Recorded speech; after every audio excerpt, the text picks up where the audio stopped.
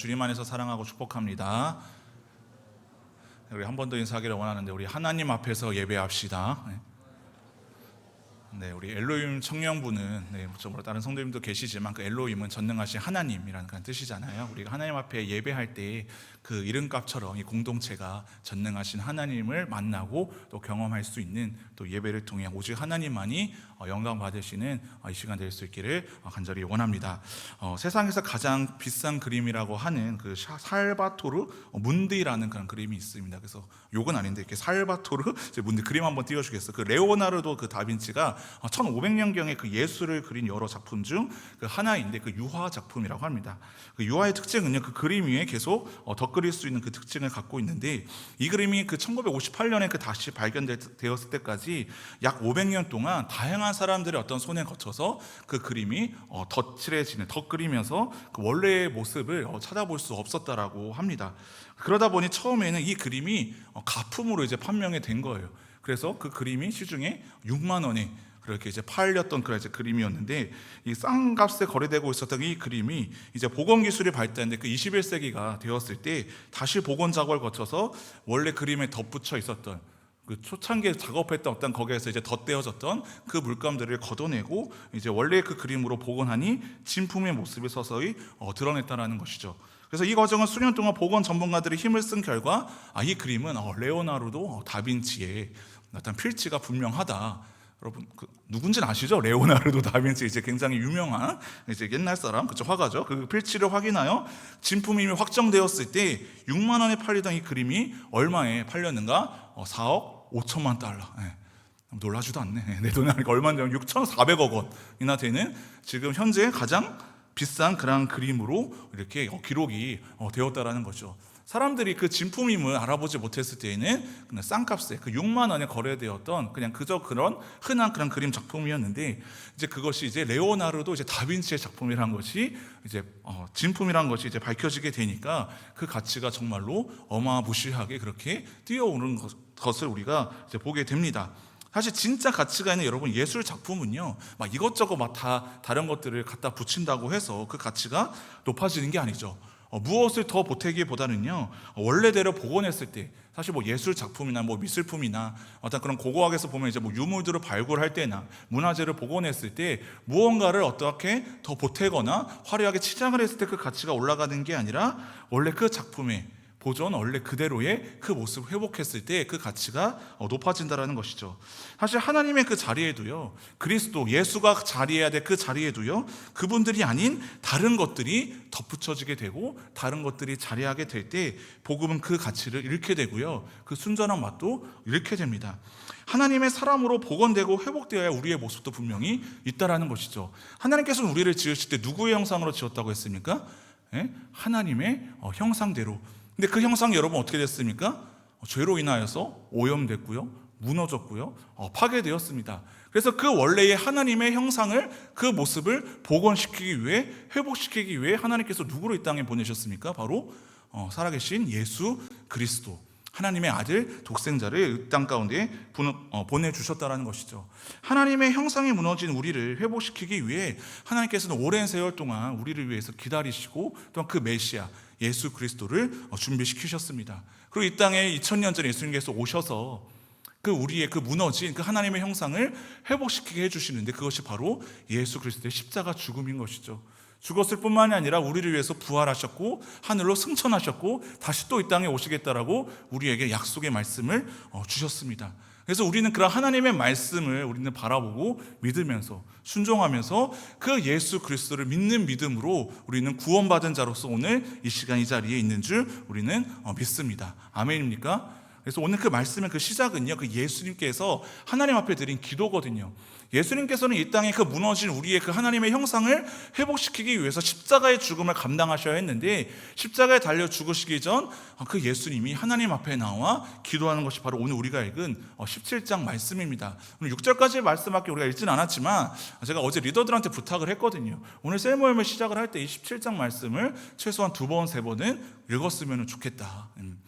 여러분, 셀 모임도 엄연히 하나님 앞에서 드리는 예배거든요. 예배 공동체예요. 단순히 어떠한 친교를 나누기 위해서 우리의 일상을 공유하기 위한 그런 어떠한 모임의 시간이 아니라 하나님 앞에서 성령님의 임재를 우리가 같이 함께 누리며 주님의 그 말씀 우리가 붙들고 같이 함께 은혜를 나누고 기도하는 시간이거든요. 그래서 오늘은 우리 각자의 생각들은 조금만 더 내려놓고 이제 드라마 바이블 우리 같이 수련회 때 한번 경험해봤잖아요. 그 17장 말씀을 먼저 함께 그 드라마 바이블 들어보시고 또 개인적으로 눈으로 읽으면서 한 3분 정도 한번 묵상을 좀 하는 시간을 갖고서 그 말씀에 따라서 여러분들이 그 나눔을 진행을 하셨으면 좋겠는데요.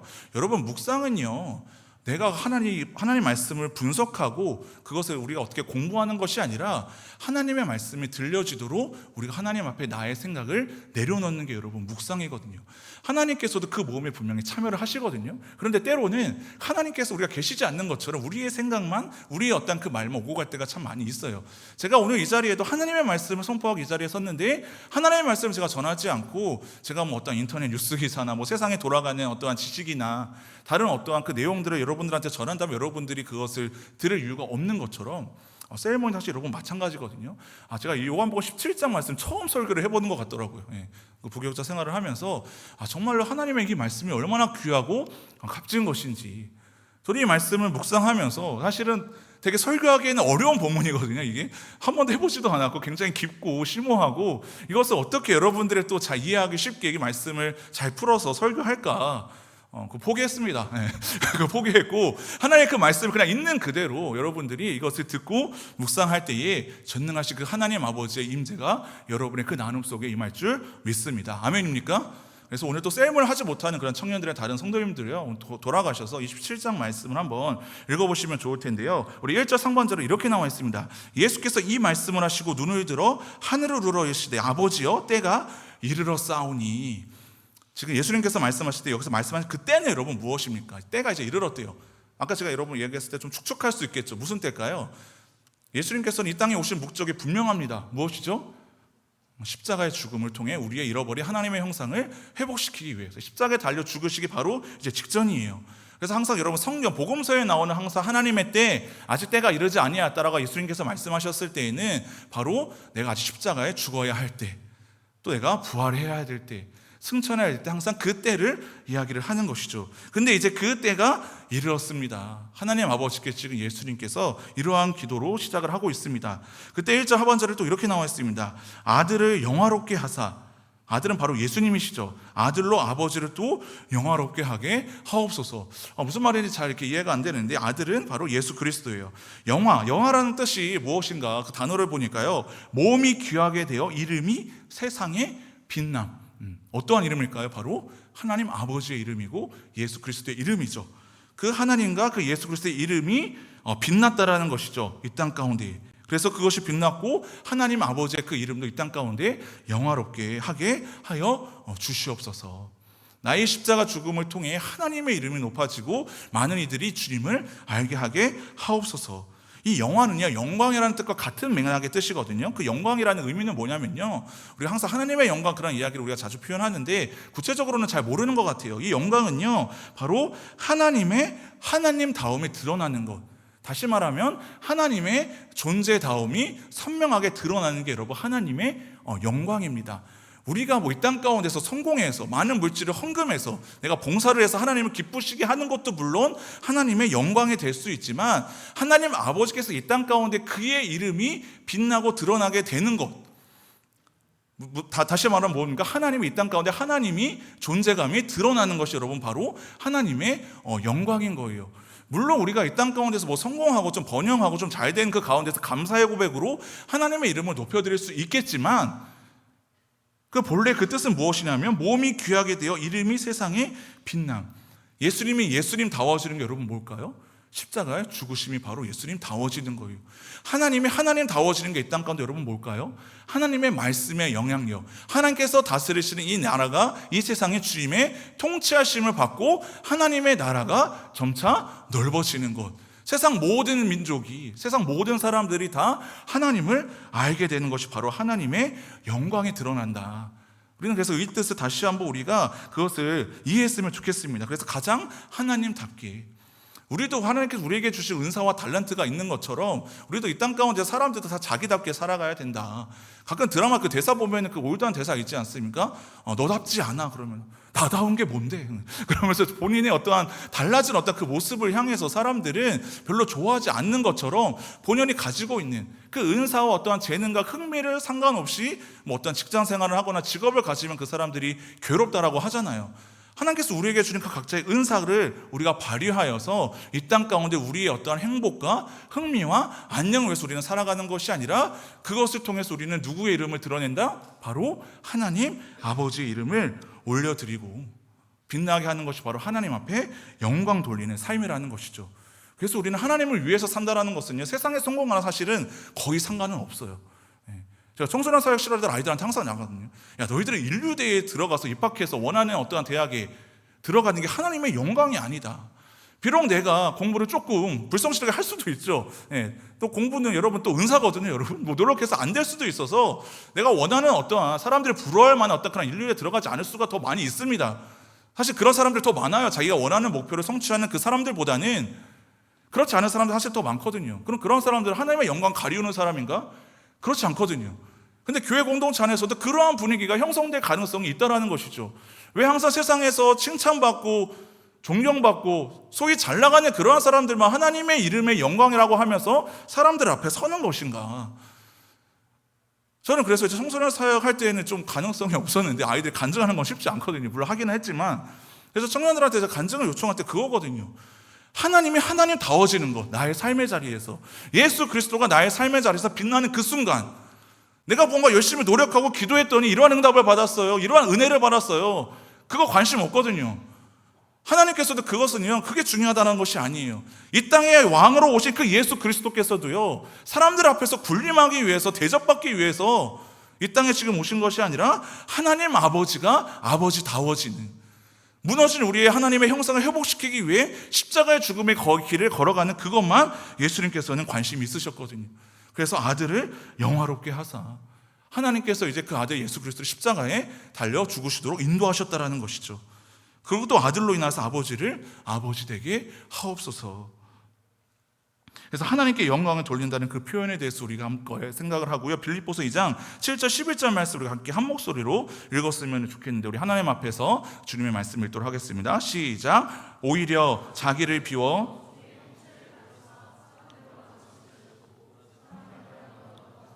자기를 낮추시고 죽기까지 복종하셨으니 곧 십자가에 죽으심이라. 이러므로 하나님이 그를 지극히 높여 모든 이름 위에 뛰어난 이름을 주사 하늘에 있는 자들과 땅에 있는 자들과 땅 아래에 있는 자들로 모든 무릎을 예수의 이름에 꿇게 하시고 모든 입으로 예수 그리스도를 주라 시인하여 하나님 아버지께 어떻게 했다? 영광을 돌리게 하셨느니라. 아멘. 모든 이름 위에 뛰어난 이름을 하나님께서 주셨다는 것이죠. 하늘에 있는 자들과 땅에 있는 자들이 다 예수의 이름에 무릎 꿇게 했다. 굴복시켰다라는 게 아니죠. 그 이름 앞에 사람들이 무릎 꿇을 수밖에 없는 거예요. 왜냐하면 모든 어떠한 인간들은 예수 그리스도 외에는 하나님 아버지께로 나아갈 자가 여러분 없거든요. 예수 그리스도가 걸어가신 그 십자가 길을 걸어가야지만이 하나님 아버지를 만날 수 있기 때문에, 그래서 2절 말씀에 보면 아버지께서 아들에게 주신 모든 사람에게 영생을 주게 하시려고 무엇 주셨다? 만민을 다스리는 권세를 아들에게 주셨습니다. 그래서 우리는 예수를, 메시아를 왕으로 오셨다고 해서 왕.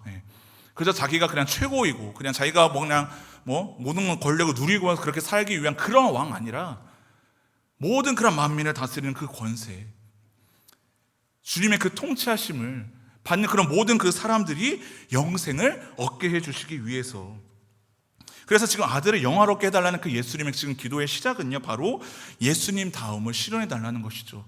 예수님께서도 인간이시기 때문에 그 십자가가 고통의 길이라는 것을 잘 아셨습니다. 그러나 그 고통의 길을 단 한순간도 피하려고 하지 않으셨고, 언제나 하나님 앞에서 그 십자가의 길을 걸어가야 되는 그 예수 그리스도께서 받으신 그 사명, 만민을 다스리는 그 권세, 메시아, 구세주로서 그 사명을 감당하기 위해 주님 앞에 지금 나를 영화롭게, 저를 예수님답게 해 주시옵소서라고 지금 하나님 앞에 기도했다라는 것입니다. 여러분은 이러한 기도를 하나님 앞에 드려보신 적이 있습니까? 기도가 안 될 때는 여러분이 요한복음 17장 말씀을 읽어보세요. 예수님께서 가르쳐 주신 기도, 주기도문도 있지만 십자가의 죽음을 지금 앞두고서 하나님 앞에 간구하는 자 이 기도, 이 기도를 읽으면 읽을수록 정말로 그 하나님 아버지의 마음이 여러분 느껴지거든요. 우리는 이러한 기도를 하나님 앞에 먼저 올려드릴 수 있기를 간절히 바랍니다.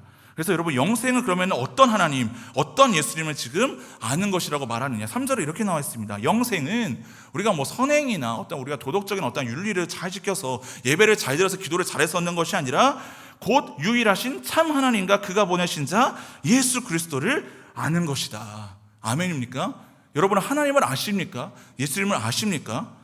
제가 간혹 이렇게 요즘에는 이제 뭐 대중교통을 이용할 일이 없는데 예전에 이렇게 뭐 지하철역을 가거나 그러면은 가끔 누가 이렇게 막 불러요. 이렇게 목사님이라고 부르면은 별로 이렇게 쳐다보고 싶지 않은데, 그래서 제가 이어폰을 끼고 이렇게 다니거든요. 물론 잘 들려요, 제가. 잘 들리는데, 근데 목사님께서 부르는 거예요. 그래서 이렇게 뒤돌아봤죠. 그래서 목사님 이런저런 뭐 이야기를 하는 거예요. 근데 알고 보니까 우리 교회 성도님이 아니에요. 그래서 이거 실수. 아까도 제가 좀 실수했거든요. 이렇게 누구를 이렇게 동명이인한테 전화를 해서 신방을 점심쯤 하기로 했는데.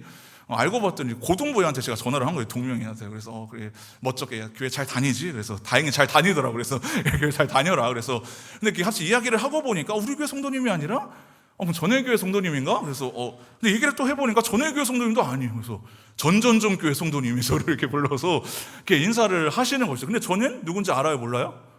몰라봤죠. 근데 그분은 저를 아시죠. 근데 여러분, 그 관계를 여러분 서로 안다라고 할 수 있어요? 없어요? 없죠. 그분은 저희 어떤 얼굴을 아셨겠죠. 제가 뭐 앞에 서 있고 뭐 이제 부교육자들 여러분 이렇게 왔다 갔다 하시는 분들 여러분 많이 있잖아요. 얼굴은 알잖아요. 그래서 여러분들 어디 길 가다가 이렇게 목사님들 만나면 아는 척하고 인사하세요. 그분들 다 서로 봐요. 저는 청년이구나. 저분은 목사님이구나. 아니면은 서로 인사를 할 때 여러분 얼굴만 안다라고 해서 아는 관계는 사실은 아니죠. 성경에서 말하는 것은요, 그 사람의 어떤 얼굴, 뭐 그 사람의 뭐 나이, 뭐 살고 있는 어떤 출생지, 뭐 직업, 뭐 이것을 여러분 아는 게 아니라 겪어보고 사귀어봐서 아는 것. 우리 하나님을 안다라고 할 수 있겠죠. 뭐 하나님은 뭐 우리는 뭐 이 세상을 뭐 지으셨어요. 하나님은 또 예수님을 우리 땅 가운데 보내주셨어요. 예수님은 우리를 위해서 죽으신 분이세요. 물론 다 아는 거죠. 틀린 말은 아니에요. 근데 그걸 우리가 단순히 하나님은 어떠한 분, 예수님은 어떠한 분, 세상 사람들이 여러분 알거든요. 근데 그것을 우리가 안다라고 할 수 있는가? 안다라는 것은 그 사람과 겪어보고 사귀어보고 깊은 신뢰와 사랑의 관계가 형성된 것을 성경에서는 아는 것이라고요. 아는 것. 여러분이 알고 있는 하나님은 도대체 어떠한 분이십니까? 여러분은 예수님과 만나서 사귀어서 깊은 그 교제를 지금도 나누고 여러분 계십니까? 그래서 여러분, 항상 우리는 하나님을 만나야 돼요. 항상 매일 만나야 돼요. 예수님과 동행한다고요. 동행.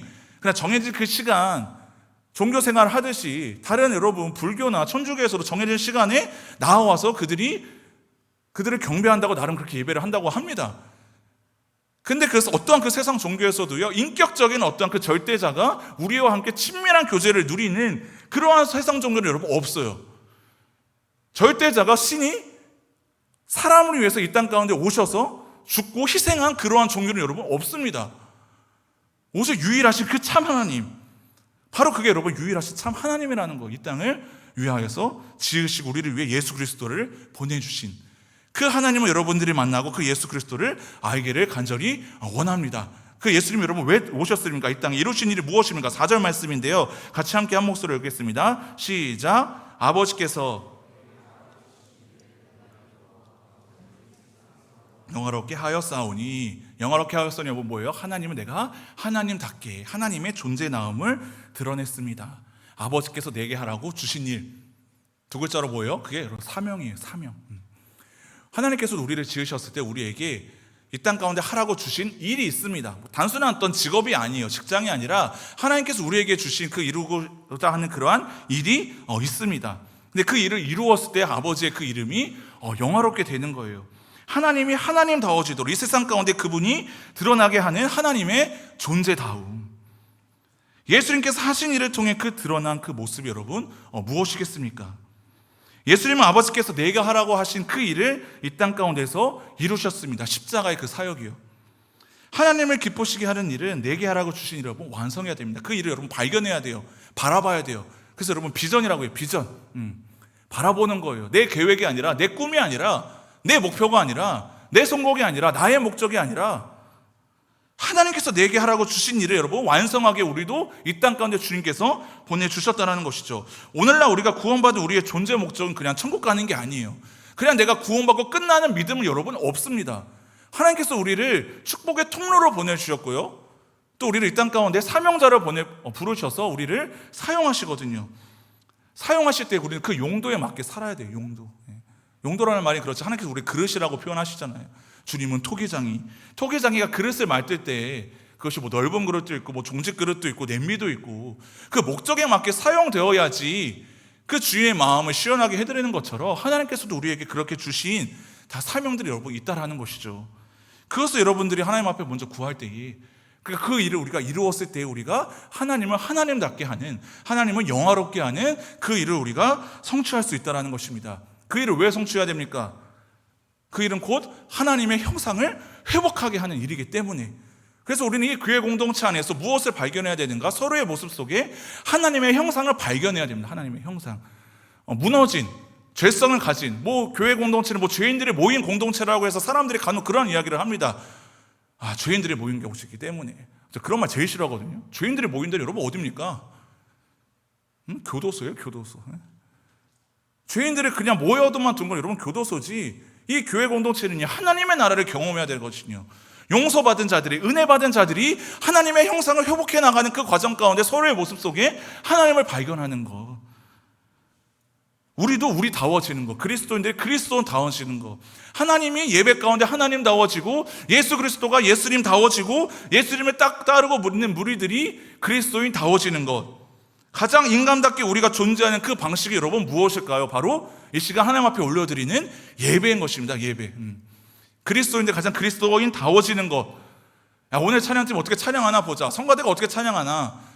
주보 이거 보니까 이것도 오타 났네. 틀렸네. 오타 있거든. 제 핸드폰 번호 틀렸어요. 그래서 보니까 그런 거만 보고, 그런 거 그림 묵상 그러지 말고, 나를 위해서 드리는 예배는요, 나의 시간에 맞춰서 나오는 거예요. 내가 일어나는 시간, 내가 눈 뜨는 시간. 그래서 간혹 성도님들 가운데에서 요즘 새가족 어떻게 보면 이제 교회 다니는 분들이 가장 교회를 선택하는 1순위 조건이 뭔지 아십니까, 여러분? 말씀이라고 하기는 해요. 말씀. 물론 말씀의 가능성이 아주 높아요. 거기 두 번째 상위에 들어가 있는 게 뭔지 아세요? 주차장. 이렇게 이사를 오게 되면 교회를 선정하는 데서 주차 시설이 잘 되어 있는가. 두 번째가 뭔지 아십니까? 잠옷실, 화장실. 그거 본다는 거예요. 그게 여러분 하나님을 위한 것과 이런 상관이 있습니까, 없습니까? 안락한 편의시설, 주차시설, 편하게 예배드릴 수 있는 잠옷, 물론 하나님을 예배하기 위해서 교회 차원에서는 배려하고 그것을 준비를 하죠. 근데 하나님을 예배드리는 어떠한 그 기준에 있어서, 조건에서 그게 여러분 상관이 없다라는 거예요. 성교의 지에 여러분 나가보면요, 이렇게 이러한 화려한 마이크실에서 조명실 있는 줄 아십니까? 없어요. 에어컨이 왜 나옵니까? 난방실에 됩니까? 그 안에서 하나님만이 강한 그 임재를 누리고 돌아오는 게 여러분 단기 선교거든요. 근데 우리 하나님을 믿는다고, 하나님을 영광스럽게 한다라고, 하나님을 하나님답게 예배하는 이 자리에서조차 더우면 덥네, 추우면 춥네.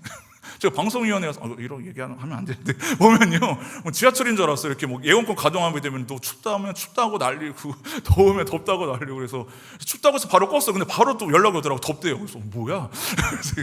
지하철도 아니고. 물론 예배를 드리기 위해서 쾌적한 공간을 준비하는 건 아주 중요하죠. 근데 그게 과연 하나님을 영화롭게 하는데 가장 그게 얼마나 대단하고 중요할까? 나를 위한 거잖아요, 나. 물론 하나님의 말씀이 잘 들려지도록 주차실을 넓으면 너무나도 감사하죠. 잠옷실이 잘 되어 있으면 자녀를 가진 분들도 예배에 집중할 수 있게 하는 거 아주 중요하죠. 음향시설이 빠방하면 더 오히려 하나님을 뜨겁게 찬양할 수 있겠죠. 조명시설 우리가 이제 공사하지 않았습니까? 더 우리가 하나님의 말씀에 집중하기 위해서 이러한 것들을 하는 거지, 우리의 편의를 위해서 우리가 해야 돼서는 안 된다는 것이죠. 하나님을 가장 하나님다워지는 곳, 그리스도인들이 가장 그리스도인다워지는 이 시간, 이 예배가 오직 하나님만을 기쁘시게 하는 그러한 예배 될 수 있기를 간절히 바랍니다. 얼마 전에 제가 이번 주 휴가를 다녀왔는데, 지난 목요일, 금요일 오고 보니까 책상에 편지가 하나 이렇게 올려져 있더라고요. 누구지? 그래서 딱 보니까 누군지 알겠더라고요. 이렇게 그 국방색이 붙어 있어가지고 군대 입대를 한 어떤 그 청년이 훈련병 어떤 지금 이제 훈련을 받고 있는 그 청년이 이제 편지를 써서 이제 보내줬더라고요. 그래서 감사하잖아요. 이렇게 읽는데 참 감사했어요. 다른 어떤 그 내용보다도 그 청년이 이렇게 이야기를 하더라고요. 목사님, 여기서는 찬양 한 곡을 부르더라도 정말 소중한 것 같습니다. 거짓말이 아니라 훈련 받는 게 하나도 힘들지 않다. 그런 어떤 고백을 하더라고요. 여기서는 찬양 한 곡을 부르더라도 정말 소중한 것 같습니다. 여러분, 예배할 때 그러한 소중한 마음 느껴보셨습니까? 찬양할 때, 말씀 들을 때 찬양 한 곡을 부르더라도 내 안에 주님이 주시는 충만한 기쁨이 여러분 가운데 과연 있는가? 제가 그 편지를 보면서 그런 생각이 문득 들더라고요. 다들 좀 군대를 좀 보내야겠다.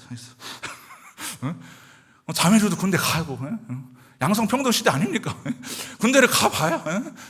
저를 안 가봤거든요. 면제였어요, 참고로.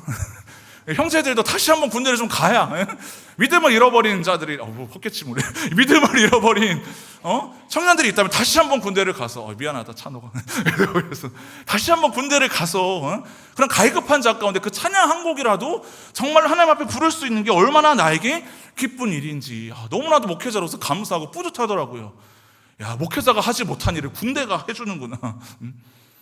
누구나 그런 마음을 회복해야 된다는 것을 예배하는 그 순간, 거기가 뭐 이러면 좋겠습니까? 군대가. 뭐 친구들이 있으니까 뭐 마음 편히 뭐 잘 수 있겠습니까? 아무리 요즘 군대가 뭐 좋아진다고 하더라도. 근데 그 안에서 그 청년은 하나님의 임재를 더욱 충만하게 누린 것이죠. 하나님을 바라보니까 이 교회 공간이 아니더라도 그 자리에서 하나님을 높여드린 그 찬양의 시간이 얼마나 귀한지. 여러분, 예배하는 그 사람, 기도하는 그 사람, 찬양하는 그 사람이 바로 하나님의 사람다워지는 모습인 줄 믿으시기를 바랍니다. 사랑하는 인간이 가장 영광스러운 인간의 그 모습, 하나님을 영화롭게 하는 여러분 길입니다. 하나님을 가장 기뻐 찬양할 수 있기를 바랍니다. 이 지금 전해지는 그 말씀이 하나님이 나에게 주신 말씀이구나, 소중하게 여기면 그 말씀을 듣고 믿음으로 순종하며 아멘으로 반응할 수 있기를 간절히 바랍니다. 아멘입니까? 아멘입니까? 이래도 아멘이 안 나와. 그리고 더 나아가서는 삶의 예배는 인간다움의 절정이에요. 여러분, 가장 영광스럽게 하는 거 누구를요? 하나님의 이름을요. 그래서 6절에 보면 이렇게 나와 있습니다. 예수님께서 이렇게 고백합니다. 세상 중에서 내게 주신 사람들에게 내가 아버지의 이름을 나타내었나이다. 그들은 아버지의 것이었는데 내게 주셨으며 그들은 아버지의 말씀을 지키었나이다. 내가 예수님다워지는 그 자리, 십자가 그 죽음을 통해 아직 죽진 않으셨지만 아버지의 이름을 영화롭게 했고 나타냈고요. 그들은 원래 아버지의 것이었는데 주님께서 내게 주셨대요. 내게 맡겨주신 거죠. 그 영혼의 구원을 위해서. 그리고 그들은 누구의 말씀을 지켰다? 아버지의 말씀을 지켰나이다. 감사의 고백이죠. 예수님이 하나님 앞에 드린.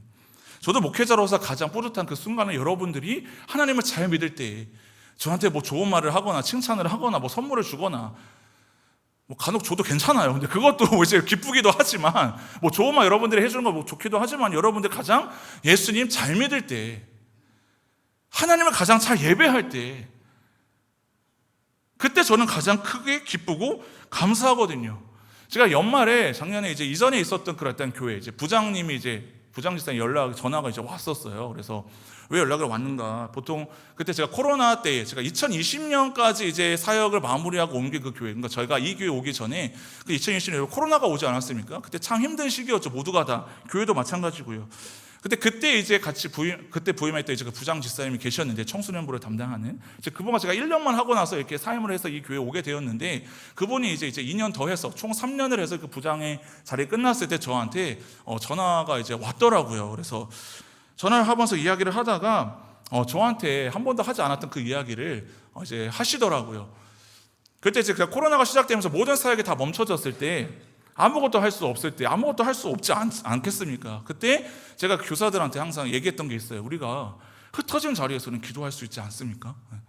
같이 모여서는 기도 못해도 함께 우리가 기도합시다. 근데 그냥 기도하자라는 것이 슬로건이 되지 않도록, 그냥 기도하자라는 어떤 그런 당위성만 있지 않도록 우리가 실질적으로 기도를 좀 한번 해봅시다. 카톡방에서. 그래서 그때 제가 시작한 게 이제 릴레이 기도문을 작성하는 거예요. 이번에 수련회 때도 50명에 되는 청년들이 한 달 동안 하루에 2명씩 기도문, 제가 개인적으로 또 싫어하는 것도 있어요. 기도 제목이라는 말 별로 안 좋아해요. 제가 기도 제목이 뭐예요? 그러면은 진짜 기도하나? 그래서 그런 의심이 늘 항상 싹 쳤거든요. 예. 왜냐면 제가 그랬거든요. 사실은 사역 시작할 때 기도 제목을 묻는 사역자 되지 말고 기도하는 사역자가 좀 돼보자. 저도 잊어버리거든요. 기도 제목 묻고 기도하지 않을 때가 더 많이 있는 것이죠. 그래서 우리가 기도 제목만 그냥 묻고 어떻게 보면 제목만 쓰고 끝내는 어떠한 그 일기처럼 되지 않도록 기도문을 한번 우리가 써봅시다. 그 기도문을 같이 읽음으로 그것 가운데 하나님께서 임재하실 것 같습니다. 그래서 같이 이제 길레의 기도를 이제 시작을 하게 되었고, 그때 시작하게 된 게 이제 오늘 우리가 하고 있는 화목 기도회도 그냥 기도의 자리를 열어놓고 매일 기도회를 이렇게 자리 열어놨어요. 그래서 제가 그 얘기는 들었거든요. 제가 이제 그 거기서 이제 비전홀이었거든요. 그래서 그냥 이제 몇 시부터 몇 시까지 기도 음악만 틀어놓고 조명만 이제 밝혀놓고 누구든 와서 개인적으로 그때 뭐 4인 이하 뭐 이런 게 다 안 됐었으니까 개인적으로 와서 기도하고 돌아가십시오. 그거는 계속해서 지속되고 있다라는 거 느꼈을 때 감사했는데, 그 부장님 집사님이 이런 얘기를 하더라고요. 그때 목사님이 같이 교사들과 함께 시작했던 릴레이 기도문 지금까지 했었어요. 그러니까 제가 사역하고 나서도 2년 동안이나 더 총 3년 동안 교사들과 함께 그런 릴레이 기도문을 작성하고 같이 함께 기도했다라는 이야기를 해주더라고요. 끝나고 나니 그 중간에 이야기 안 했다라는 거예요. 제가 자만할까 봐. 그래서 내가 그렇게 자만한 사람 아닌데, 그래서 그것들은 참 감사했던 것이죠. 그래서 이건 내가 함께 한 게 아니구나. 성령님께서 함께 하시는구나. 그리스도인들이 그리스도인다워지는 것, 기도의 자리, 하나님의 사람들이 하나님 사람다워지는 것, 예배하는 자리, 코로나가 그것을 막을 수 없는 것이죠. 그 자리 가운데 성령님 여러분 동행해 주시는 거예요. 우리가 할 수 없거든요. 우리가 그렇게 해야지라고 우리가 결심하고 깨달아도요, 되지 않는 것을 우리가 스스로도 너무나도 잘 알지 않습니까? 근데 제가 그 얘기를 듣고 나니 성령님께서 하셨구나. 목회자로서 예수께서의 말씀, 그들은 아버지의 말씀을 지키었나이다. 그 말씀과 함께 동행하고 순종하는 그 공동체, 그 이야기를 전해드리니 저도 용기가 생기고 위로가 되고, 이 공동체를 더 하나님의 말씀과 기도로 세우는 공동체로 이끌어 갈 수 있는 용기를 그 집사님이 그 말을 통하여서 저에게 다시 또 주시는 것이죠. 그것을 제가 이번 수련회에도 또 여러분 느꼈거든요. 너무나도 감사하게도 코람데오 하나님 앞에서 거기에 그치지 않고, 어제 우리 토요일 저녁에 무엇을 했는가, 솔리데오라는 그런 이름으로 오직 하나님께 영광, 하나님 다워지는 거라고 했죠. 영광. 어떻게 보면 한국교회에 이러한 일은 저는 드물었을 것 같아요. 사실 제가 하자라고 한 것도 아니었고, 지난주 설교 말씀을 듣고 임원단이 목사님 우리 같이 함께 감사 기도회를 합시다. 회식하지 말고 그냥 강평회 하지 말고 평가에 갖지 말고 감사의 고백을 올려드리는 기도회를 합시다. 청년들이 그렇게 목회자한테 말해주는데 감사하지 않을, 기쁘지 않을 모르는 목회자가 어디 있을까? 저희가 어디 가서도 자랑할 거거든요. 이거 제가 하라고 해서 하면 할 수는 있겠죠. 근데 청년들이 하나님 앞에서 자신들의 그냥 결단으로 짧게 그치는 어떤 그런 믿음의 고백으로 그치는 것이 아니라 하나님 앞에서 하나님다워지는, 형상이 회복되어지는 그 순간 가운데 믿음의 결단을 하고 고백을 하고 같이 함께 모여서 기도하자라고 했을 때 그 어떠한 그 모임의 참석률보다 굉장히 높아서 저는 놀랐습니다. 하나님이 정말로 일하시는구나. 이 공동체를 주님께서 정말로 사랑하시는구나. 하나님이 하나님다워지고 예수님이 예수님다워지는 이 공동체, 이 엘로힘 청년부 공동체를 주님이 너무나도 사랑하시기 때문에 우리는 너무나도 감사하다. 제가 이 공동체를 섬기는 교역자라는 게 얼마나 감사한 일인지 어젯밤에 그러한 생각이 여러분 들었습니다. 하나님께서 내게 하라고 주신 일은 이것이구나. 내가 무언가를 기획하고 내가 무언가를 열심을 다하는 그런 것이 아니라 나도 하나님 앞에서 목회자다워질 때, 여러분들 하나님 앞에서 그리스도인다워질 때, 여러분들이 하나님 앞에서 예수 그리스도 앞에서 제자다움 삶을 살 때 바로 하나님의 이름이 영화롭게 되어지는 것, 그러한 공동체가 여러분 될 수 있기를 간절히 바랍니다. 이 시간 우리 함께 찬양하고 기도하기로 하는데, 제가 이 얘기만 하고 좀 마치기를 원하는데요. 엊그제 인터넷 뉴스 기사를 하나 보았는데요. 그 서울 지하철 6호선 열차 안에서 다른 승객들이 그 토사물을 묵묵히 치우는 모습으로 그 SNS에 화제가 된 어떤 한 청년의 이야기가 기사에 실린 걸 봤습니다. 그래서 20살짜리 그런 이제 청년이었는데 서울교통공사로부터 이제 감사장을 받은 그 내용이었어요. 밤늦은 시간 지하철을 이동하고 있는데 그 좌석에 누군가 술 취한 사람이 토를 했든지 어땠는지 그 토사물이 있었대요. 그런데 한 청년이 와서 묵묵히 그것을 휴지로 닦아내는 것을 어떤 한 다른 승객이 영상을 찍어서 SNS에 올렸는데 그 조회수가 300만. 그것을 수소문하고 찾아서 감사장을 교통공사에서 전달했다. 그 청년이 감사장을 받으면서 소감을 이야기하는데 이렇게 이야기했다고 합니다. 내가 한 행동이 좋은 일이라 생각하지 않고 책임감과 양심이라는 가치관에 부합하는 행동을 했습니다. 저는 단지 제 가방에 물티슈가 있었기 때문에 제가 치울 수 있는 사람이라고 생각했습니다.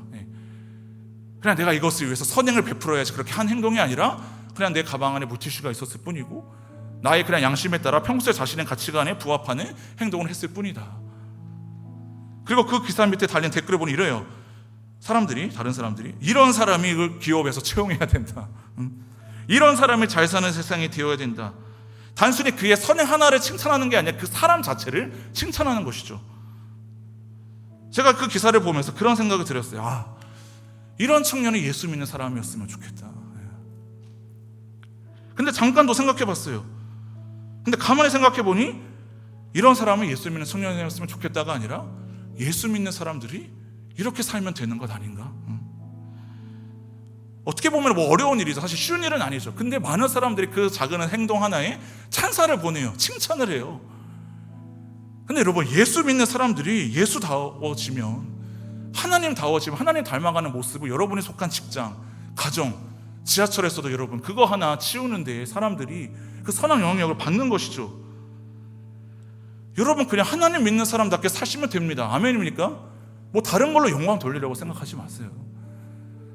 내가 내뱉는 말 한마디, 내가 속한 학교에서 뭐 조별 과제를 할 때나 뭐 어떤 일을 할 때나 알바를 할 때나 직장에 있을 때 가정에 있을 때 하나님 닮은 사람답게 여러분 살면 되는 게 여러분 하나님을 영화롭게 하는 것이고 하나님의 이름이 하나님다워지는 것 아니겠습니까? 그러한 여러분 하나님의 형상이 회복될 수 있는 저와 여러분 될 수 있기를 간절히 바랍니다. 이제 우리가 찬양하기를 원하는데요, 제가 보통 새로 나온 찬양 잘 적용 찬양을 안 하는데 이 찬양을 이번 한 주 동안 농담 아니고 한 50번에서 70번 들었어요. 제가 이제 찬양 가사를 잘 못 외우거든요. 그래서 보통 적용 찬양을 한 50번 들어요, 한 주간 동안. 여러분들 이 찬양을 반드시 여러분 불러보셨으면 좋겠어요. 다음 주에도 이 콘티 반영해 주세요.